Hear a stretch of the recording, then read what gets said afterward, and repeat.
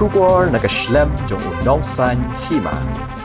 Ka National People's Party kalalet banyak kendo ia Presiden ka Khasi Author Society u Dr. DRL Nonglait ban terwa yakun ya ke election MP shiteng samoy sha Shillong Lok Sabha kabanwan da ka tiket jong kaseng Henry uniu no hikai ulakentat wa shum layo yakum kani ka Jingtyrwa katalong kubor ka bayajan bha hapo kaseng kala penti kena ba ka NPP kalalet ban ai kani ka Jingtyrwa ha u Dr. Nonglait Henry ke NPP kadang up ia kejubab ke jong u Dr. Nonglait ulapan bor banyak keren bat ki bahayang hasem bat ki nong kershan ki jong ban Shym ya karai laun pediang ni kentat ya kani ke Jingtyrwa laong uwei na kinong ilam barang ba ke NPP ba kwa ban penpau kerteng ka NPP shen kan sa shong jing ilang banyak keren halor ka jing penkre nak benta ke election MP shteng samoy bat man penpet ya ukertong jongka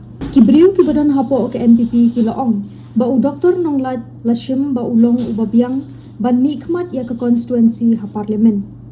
U Dr. Nonglait ulong u babiang tam ban mi khmat ya ke Shillong parliamentary constituency bat ban budin bat ka sorkar pedeng halor ki mat jingdawa ki ba la sateng la slem ha ba kentup ya ka jingpenrung ya ka ktien khasi bat garu ha ka khnut ka bapra jong ka riti senchar kari India bat ban pentri kam ya ke line permit nalor ki weipat ki mat baya kendo da ka jilla laong uniu nong yelam barang ba habaya keren bat u Dr. DRL Nonglait ula kentat ba shum ladon kanu ke Jingtyrwa ngam don jingtip shisha ngam don jingtip AA halor kani ulaong haba kedo ya ka jingpenpur kubor hakirinsan social media ba un yakun na ka tiket ke NPP nadu kani ka khalipmat Ompat don manu-manu bawan ban ai kum kani ka Jingtyrwa yanga ula benrap.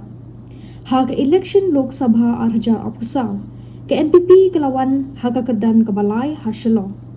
Ka Menteri Sorkar barim ka kong Amperin Lingdo. Ka badai ka kertong jong kaseng kala syarem how MP ka Voice of the People Party u Dr. Ricky AJ Singkon bam kuai hadwar ublay. Ubala job da ka jing job da ka bakhur sanlak 9,000 pra vote. Kakong amperin kalayo tang silak prapun 2,000 saus pa prapu pravot.